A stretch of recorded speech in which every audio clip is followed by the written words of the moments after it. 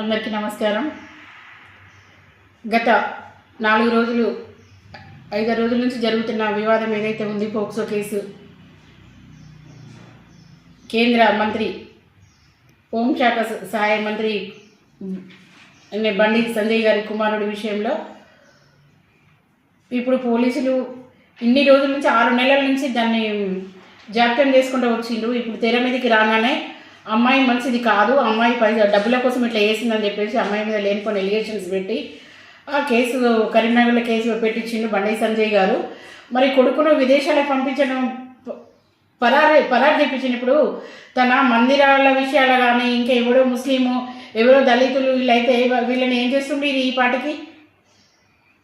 ఇప్పుడు సామాన్యాల్లో ఎవరన్నా ఇలాంటి కేసులలో ఉంటే వెంటనే అరెస్ట్ చేయండి, వెంటనే అది చేయండి అని చెప్పి ఆర్డర్స్ ఇచ్చి ఎన్కౌంటర్ కూడా చేపిస్తారు. మరి ఇప్పుడు తన కొడుకును పోలీసులకు ఎందుకు అప్పచెప్పట్లేదు బండి సంజయ్ గారు? మీ కొడుకును మీరు ఎందుకు దాస్తున్నారు?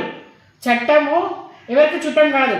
ఇప్పుడు తెలంగాణ పోలీసులకు నిన్న ముఖ్యమంత్రి గారు ఇచ్చిన ఆదేశాలు, దాన్ని తొందరగా ఇది చేయాలని చెప్పేసి మేము కోరుతున్నాం.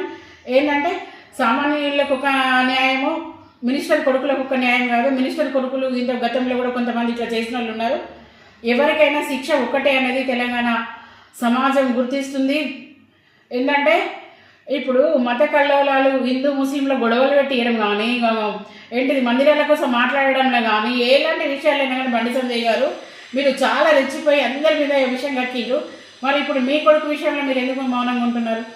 మీ కొడుకుని మీరు తక్షణమే చట్టానికి అప్పగించాలని మేము డిమాండ్ చేస్తున్నాం. లేకుంటే మొత్తం భారతదేశం మొత్తం ఒకటే పోయేలాగా మేము ఉద్యమం చేయడానికి సిద్ధంగా ఉన్నాం. ఆడపిల్లలకి ఎక్కడైనా ఏ ఆడపిల్లకి అన్యాయం జరిగినా ఊరుకునే ప్రసక్తి లేదు.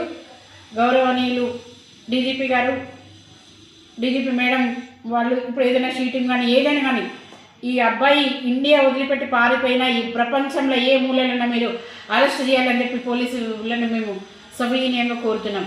Thank you.